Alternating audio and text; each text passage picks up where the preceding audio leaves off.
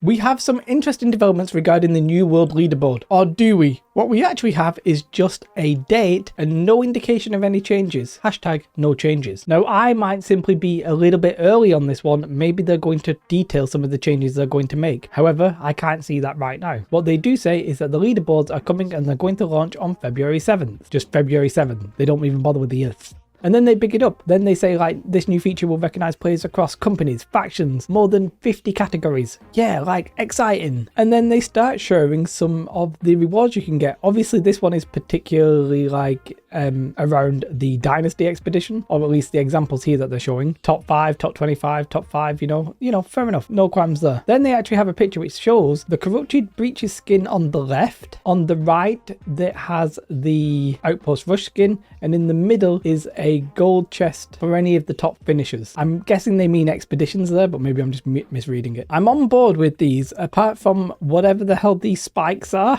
Like, I'm not going to say too much about them, but the spikes on the shoulders, I don't really think it needs that. Like, it's like, hey, we're the special kind of reward. Well, yeah, okay, but I mean, wouldn't necessarily say it looks amazing, but okay, it's special, it's unique, you'll be, top 1%, fair enough. And then this is where I find it quite amusing. We went through all of the activities that New World has to offer and chose the ones that would be best suited for the leaderboards, such as Outpost Rush and War.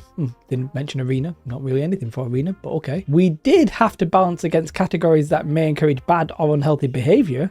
Interesting then that you've picked Score. Okay, let's check what you've got. For example, we originally had gathering boards, but these would have turned into excessive grind boards. A bit of me thinks excessive grind is a little bit better than exploiting, but okay. There were many ideas like gathering that are generally better suited to personal stats for fun rather than competing with others for the top spot. Now, I agree with the sentiment here, and I actually don't disagree with the idea that Score is vaguely useful in Wars and Outpost Rush. The problem is that it's so easy to exploit that it will make it completely pointless. The one good thing about who can gather the most is that unless you're going to bot, which, that might be a way of finding bots, you're effectively going to reward the players who play the most. That's not terrible, but using Score in Outpost Rush and War, you're just rewarding people who can probably exploit the most without getting banned for it. Well, we actually don't know what steps you're going to put in place to stop that. Then it just explains how you get to the leaderboard. Still, it's a bit weird that it's in the mode category, but okay, fair enough. Then it sort of goes through where there are actually being tracked, so what's being tracked for PVE, what's being tracked for PVP. We've gone through that, we've already spoke about that a little bit in depth. In fact, I probably made too many videos on this subject, but it is what it is. What's interesting is that they spoke about gathering. For fishing, it literally is technically still gathering. It's who can gather the most legendary fish, which, I mean, it's still gathering really. If somebody who can fish all day, every day, you're still more likely to get that than somebody who doesn't. But no, it's just like RNG. I mean, who can believe New World having a lot of RNG? Like, that just doesn't sound right at all. However, the big news here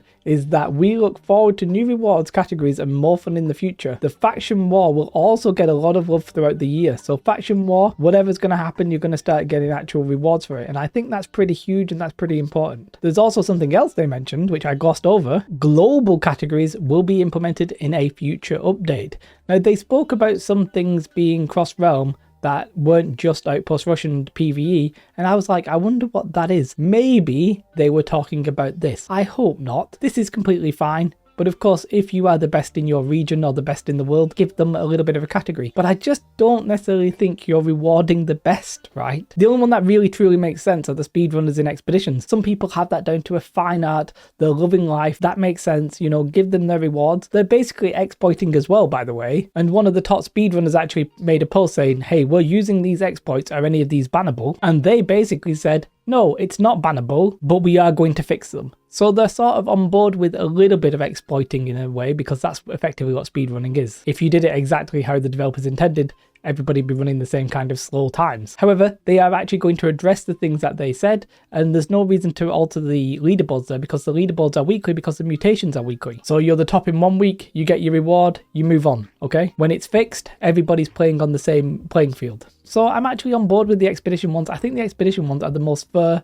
most reasonable leaderboard that we can get, right? Everything else I think is a little bit questionable, except maybe the influence push, because pushing influence basically is grindy. They said that they'd taken out some things because of the grind, but then they have the leaderboard who can do the most amount of influence push. That's basically grind, right? So I don't necessarily think they've thought that through, but okay, maybe for some reason they think that's going to change. That might change when you can only push influence at specific times of the day. So maybe you only have to play like 8 hours a day to be pushing all of the influence. And in that case, it's still grindy, but at least it's like, you know, actually rewarding who can speedrun it. Fair enough, it's not something I would ever do, but alright. Overall, I recently made a video saying I think leaderboards should just be scrapped and the rewards removed, because I don't think it's necessarily well thought out. I think they're going to reward things that they don't want to reward, and I think it's going to create toxic behavior in the player base. We're going to see people in Outpost Rush, people who probably never really actually had a chance of topping the leaderboards. Everybody's going to be trying to get the highest score possible because that's what you're rewarding. That's going to mean actually playing the Outpost Rushes as like normal players is going to become extremely frustrating. You also run the risk of stat padding in war, which is effectively the same thing, just people who are going to go out of there and try and get a high score, ruining the war for the company or whatever.